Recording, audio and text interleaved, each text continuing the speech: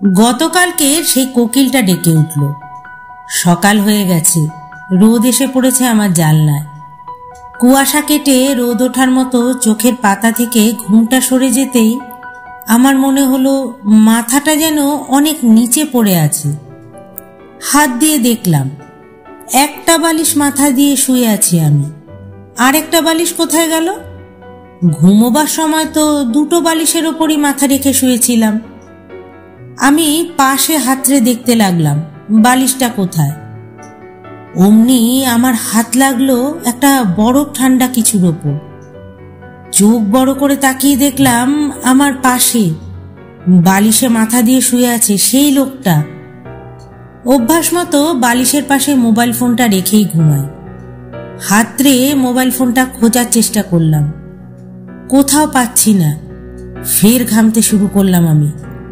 একবার মনে হলো পাশের বালিশটার নিচে ফোনটা নেই তো। যেই বালিশটা তুলে সরিয়ে নিলাম, বিস্ফারিত চোখে দেখলাম বালিশের নিচে গতকালকের লোকটার সেই পাতাল রেলের টিকিটটা। টিকিটে সেই রক্তের দাগের মতো লাল দাগ। তারপর আমার আর কিচ্ছু মনে নেই। নমস্কার শ্রোতা বন্ধুরা, আমার গল্পের আসরে সবাইকে স্বাগত। সকলে কুশল কামনা করে আজকের গল্প শুরু করছি। সত্যি ভূতের গল্পে আজ 49 পর্ব। আজ আমি আপনাদের শোনাচ্ছি সাহিত্যিক রতনতনু ঘাটির কলমে একটি ভৌতিক গল্প, পাতাল রেলের টিকিট। গল্পটি সকলে শেষ পর্যন্ত শুনবেন। ভালো লাগলে অবশ্যই একটা লাইক করবেন আর আমার চ্যানেলটিকে সাবস্ক্রাইব করে আমার পাশে থাকবেন। আপনাদের ভালোবাসা সহযোগিতা আমার একান্ত কাম্য। যে সকল শ্রোতা বন্ধু ইতিমধ্যে আমার চ্যানেল সাবস্ক্রাইব করে আমার পাশে আছেন, তাদের সকলকে আমার আন্তরিক ধন্যবাদ। শুরু করছি আজকের গল্প।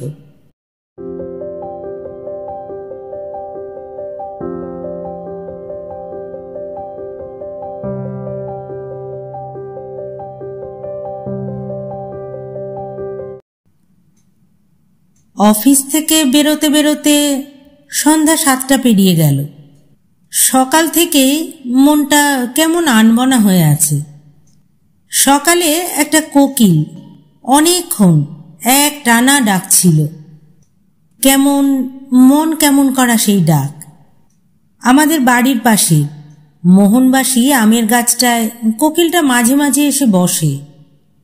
এক টানা অনেকক্ষণ ডাকে। এক একদিন কোকিলের ডাক শুনলে মনটা ভালো হয়ে যায়, কিন্তু আজ মনটা আনমনাই হয়ে আছে। আমি রোজ চাঁদনি চক স্টেশন থেকে পাতাল রেল ধরে বাড়ি ফিরি। আজ স্টেশনে স্মার্ট গেটে কার্ডটা পাঞ্চ করাতে গিয়ে দেখলাম কার্ডে টাকা ফুরিয়ে গেছে। অগত্যা টিকিট কাউন্টারে স্মার্ট কার্ডে টাকা ভরানোর জন্য দাঁড়ালাম। কাউন্টারের ভিতর থেকে ভদ্রলোক বললেন, মেশিন খারাপ, স্মার্ট কার্ডে টাকা ভরা যাবে না। এদিকে আমার কাছে মহানায়ক উত্তম কুমার স্টেশন পর্যন্ত যাওয়ার এক্স্যাক্ট ফেয়ারের খুচরো 6 টাকাও নেই। তাই পাশের কাউন্টারে গিয়ে দাঁড়ালাম। টিকিট কাটার লাইনটা বেশ বড়। ধীরে ধীরে লাইনটা এগোচ্ছে। আমার সামনে যিনি দাঁড়িয়ে আছেন তার বয়স 50-55 হবে। প্যান্ট শার্ট পরা, মাথায় কাঁচা পাকা চুল, চোখে চশমা। ভদ্রলোক একবার বাঁ পকেটে আর একবার ডান পকেটে হাত ঢুকিয়ে খুচরো টাকা বের করে গুনছেন, ফের পকেটে রেখে দিচ্ছেন। আমি ভাবলাম ভদ্রলোকের যদি খুচরো টাকা আছে তো ইনি এক্স্যাক্ট ফেয়ারে কাউন্টারে গিয়ে টিকিট কাটতেই পারেন। খামোখা কষ্ট করে এই লাইনে দাঁড়িয়ে আছেন কেন? ওই কাউন্টারটা তো ফাঁকাই পড়ে আছে। এক সময় ভদ্রলোক ফের খুচরো টাকা বের করে গুনতে লাগলেন। আমি থাকতে না পেরে বললাম, দাদা, আপনি তো এক্স্যাক্ট ফেয়ার কাউন্টারে টিকিট কাটলেই পারতেন, তাহলে তো এতক্ষণ কষ্ট করে লাইনে দাঁড়াতে হতো না। ভদ্রলোক কেমন স্মিত হেসে বললেন, কষ্টে কি বা আসে যায়? আমি মনে মনে ভাবলাম, এ কিরকম কথা, কষ্টে কি আসে যায়? যাগে, উনি যদি কষ্ট করতে চান তো করুন, ওর ব্যাপার। চুপচাপ দাঁড়িয়ে থাকলাম। ভদ্রলোক কাউন্টারে পৌঁছলেন। 6 টাকা দিয়ে একটা মহানায়ক উত্তম কুমার যাওয়ার টিকিট চাইলেন। টিকিটটা নিয়ে পকেটে রাখতে রাখতে সরে দাঁড়ালেন। আমি 10 টাকা দিয়ে একটা মহানায়ক উত্তম কুমার যাওয়ার টিকিট চাইলাম। ওই স্টেশনে নেমে আমাকে ঠাকুরপুকুর যেতে হয়, 2 বার অটো বদল করে। হঠাৎ দেখলাম আমার পায়ের কাছে একটা টিকিট পড়ে আছে। ওই ভদ্রলোকই বোধহয় টিকিটটা পকেটে রাখতে গিয়েছিলেন, ভুল করে পড়ে গিয়েছে।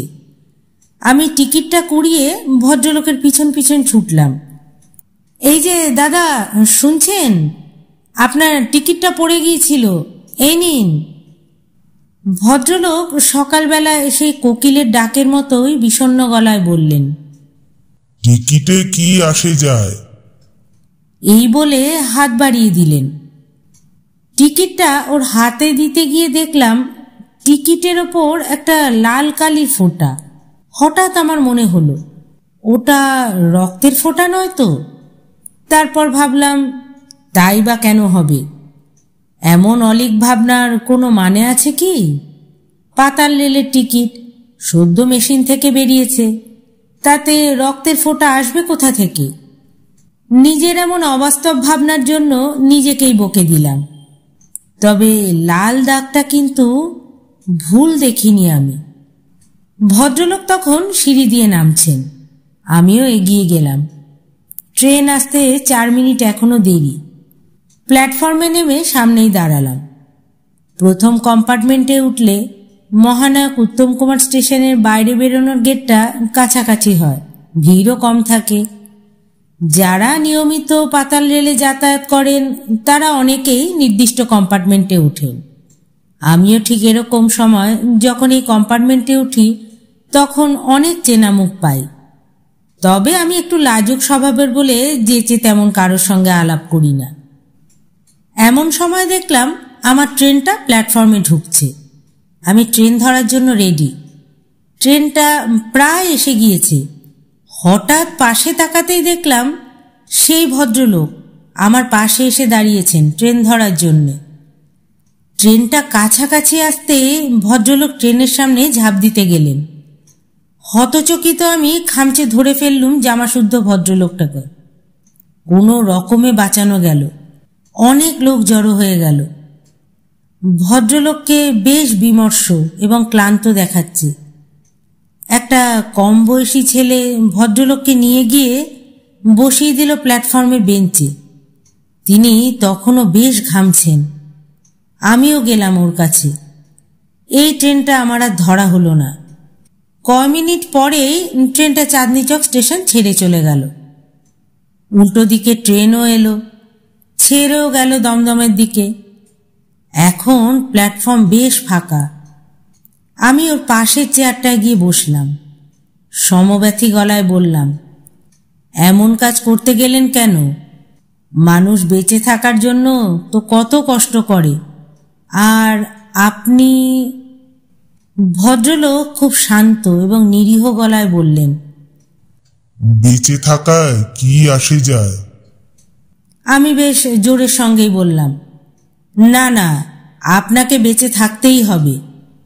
উনি খুব বিষণ্ণ চোখে তাকালেন আমার মুখের দিকে, কোনো কথা বললেন না। আমি আবার বললাম, আপনার যত রাগ জীবনের ওপর, কেন? আবারও উনি আমার মুখের দিকে তাকালেন, তেমনই বিষণ্ণ চোখ। আমি কি করব? নতুন যারা প্ল্যাটফর্মে জড়ো হচ্ছেন ট্রেন ধরার জন্য তারা জানেন না এই ভদ্রলোক একটু আগেই নিজেকে শেষ করে দিচ্ছিলেন। আমি কি সবাইকে জানিয়ে দেব এই ভদ্রলোক একটু আগে? তারপর ওকে জোর করে ট্রেনে তুলে নেব?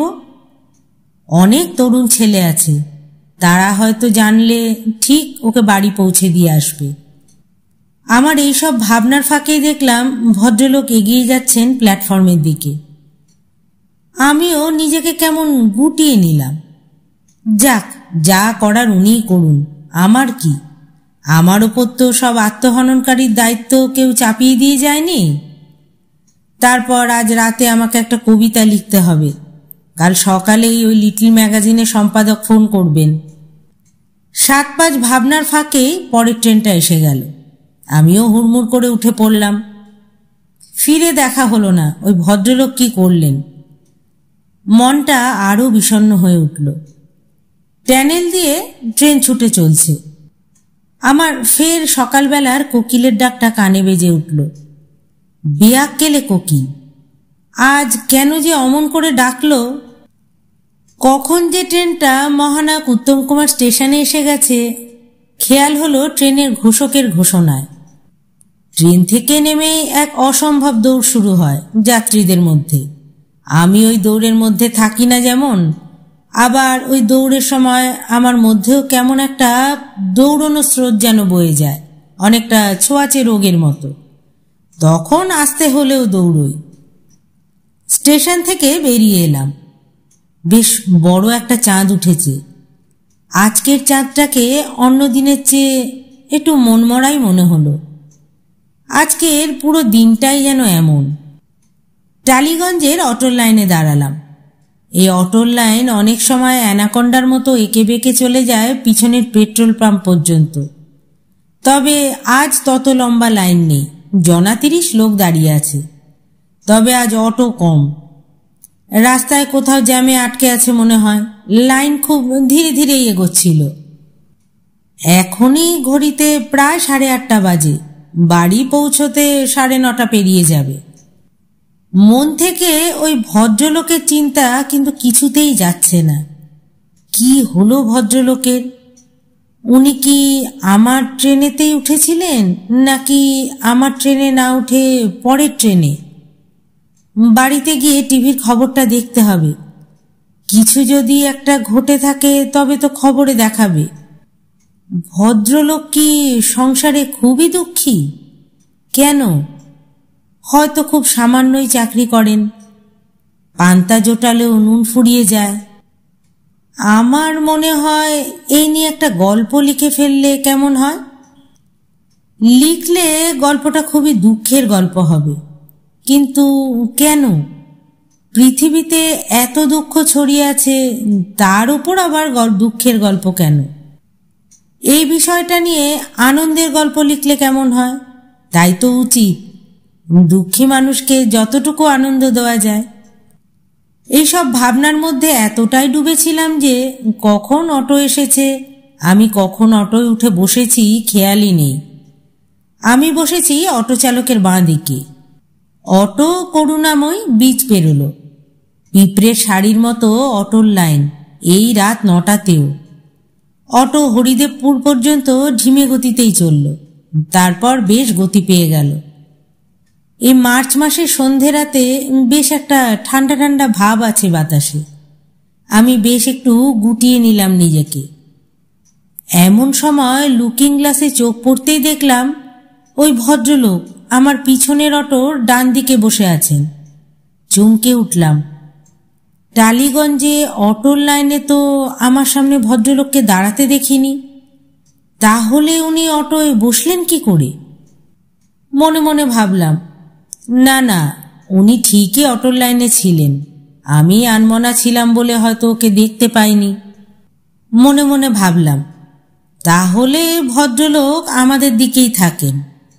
যাক, তাহলে ওকে বাঁচিয়ে একটা ভালো কাজ করেছি। হয়তো দেখা যাবে উনি আমাদের পাড়াতেই থাকেন। দেখাই যাক উনি কবরডাঙ্গায় গিয়ে ঠাকুরপুকুরের অটো ধরেন কিনা। আজ সকাল থেকেই ক্ষণে ক্ষণে ভীষণ আনমনা হয়ে যাচ্ছি। কোনো কিছুতেই ঠিকমতো মন বসাতে পারছি না। কেন এমন হলো আজ? তখনই মনে পড়ল, এ সেই কোকিলেরই কাজ। সেই যে সকালে এমন মন কেমন করা সুরে ডাকলো একটা না, তারপর থেকেই তো। একদিন আমার বাড়ির পাশে ওই আম গাছটা এসে বসেছিল একটা হলদে পাখি। তার ওই আগুন ছড়ানো হলদে রং দেখে সেদিন মনটা অদ্ভুত আনন্দে ভরে উঠেছিল। অনেকে ওই পাখিটাকে বেনেবউ বলে ডাকে, অনেকে বলে ইষ্টি কুটুম। ছেলেবেলায় মেদিনীপুরের গ্রামে আমরা ওই পাখিকে ডাকতাম হলদে পাখি বলে। সেদিন সেই হলদে পাখি দেখার পর সারাদিনই মনটা আনন্দে ভরেছিল। একদিন এক একটা পাখি ফুল কেমন মন ভালো করে রাখে সারাদিন। আজ যেমন ওই কোকিলটা মন খারাপ করে দিয়েছে।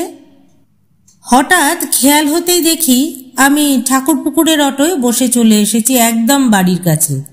জেমস লং সরঙ্গির কাছে বাজারে নেমে গেলাম। বাদিকে আমার পাড়া, মিনিট 3 হাঁটলেই আমার বাড়ি। প্রায় 10টা বাজতে চলল, তড়ি ঘড়ি বাড়ি পৌঁছে গেলাম। বাড়িতে থাকি আমরা দুটো প্রাণী, আমি আর মেঘনাথদা। আমার স্ত্রী চাকরি করেন হলদিয়ায়, ছেলে বৌমা আর মেয়ে থাকে বেঙ্গালুরুতে। মহিষাদলে গ্রামের বাড়িতে মা আর ভাইরা থাকে। মেঘনাথদা আমার বাবার আমলের লোক, কবে থেকে যে আমাদের বাড়িতে আছে কেউ মনে করতে পারে না। সবাই বলে এই মাইক্রো ফ্যামিলির যুগে এমন মানুষ পাওয়া কঠিন। মেঘনাথদাই রাঁধে, বাজার করে, সব দিক সামলায়। আমি আর মেঘনাথদা একসঙ্গে রাতের খাওয়া সেরে নিলাম। খেতে বসে ভদ্রলোকের গল্প বললাম মেঘনাথদাকে। অবাক হয়ে শুনল মেঘনাথদা। সব গুছিয়ে মেঘনাথদা শুতে দেরি হয়। আমি খেয়ে দিয়ে শুতে চলে এলাম। আমার ঘরের দরজা ভেজানোই থাকে। সকালবেলা মেঘনাথদা ঘুম থেকে ওঠার ডাক দেবে বিছানার পাশে এসে, আর তখনই আমি উঠব। কিন্তু কিছুদিন হলো একা একাই কিন্তু আমার ঘুম ভেঙে যাচ্ছে। কখনো কোকিলের ডাকে, কখনো মোরগের ডাকে। আমার বাড়ির চারপাশে গাছে যে এখন কত রকমের পাখি ডাকে, এসব ডাক বেশ ভালো লাগে এক একদিন শুনতে। গতকালকে সেই কোকিলটা ডেকে উঠল। সকাল হয়ে গেছে, রোদ এসে পড়েছে আমার জানলায়। কুয়াশা কেটে রোদ ওঠার মতো চোখের পাতা থেকে ঘুমটা সরে যেতেই আমার মনে হলো মাথাটা যেন অনেক নিচে পড়ে আছে। হাত দিয়ে দেখলাম একটা বালিশ মাথা দিয়ে শুয়ে আছি আমি। আরেকটা বালিশ কোথায় গেল? ঘুমোবার সময় তো দুটো বালিশের ওপরই মাথা রেখে শুয়েছিলাম। আমি পাশে হাতড়ে দেখতে লাগলাম বালিশটা কোথায়। অমনি আমার হাত লাগলো একটা বরফ ঠান্ডা কিছুর ওপর। চোখ বড় করে তাকিয়ে দেখলাম আমার পাশে বালিশে মাথা দিয়ে শুয়ে আছে সেই লোকটা। আমি আ করে চিৎকার করে উঠলাম। তারপর আর কিছু মনে নেই। তার পরের কথা মেঘনাথদার মুখ থেকে শুনলাম জ্ঞান ফেরবার পরে।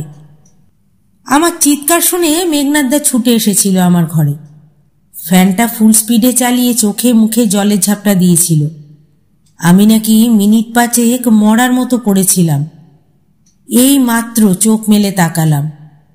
তারপর চাপা দীর্ঘ নিঃশ্বাস ফেলে মেঘনাথদা ঠাকুর প্রণাম করলো কপালে দুহাত ঠেকিয়ে। তারপর বলল, দাদাবাবু, তুমি চুপ করে বসে থাকো বিছানায়, আমি একটু দুধ গরম করে আনি। তুমি যেন এখনই উঠতে যেও না।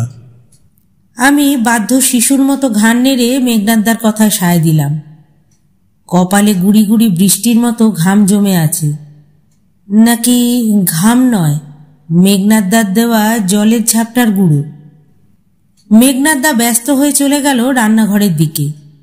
ফ্যানের বাতাস যত ঠান্ডা লাগার কথা তার চেয়েও অনেক বেশি ঠান্ডা লাগছে। তাহলে কি ভোর রাতে বৃষ্টি হয়েছিল? অভ্যাস মতো বালিশের পাশে মোবাইল ফোনটা রেখেই ঘুমাই। হাতড়ে মোবাইল ফোনটা খোঁজার চেষ্টা করলাম, কোথাও পাচ্ছি না। ফের ঘামতে শুরু করলাম আমি।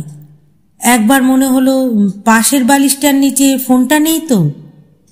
যেই বালিশটা তুলে সরিয়ে নিলাম, বিস্ফারিত চোখে দেখলাম বালিশের নিচে গতকালকের লোকটার সেই পাতাল রেলের টিকিটটা। টিকিটে সেই রক্তের দাগের মতো লাল দাগ। তারপর আমার আর কিচ্ছু মনে নেই।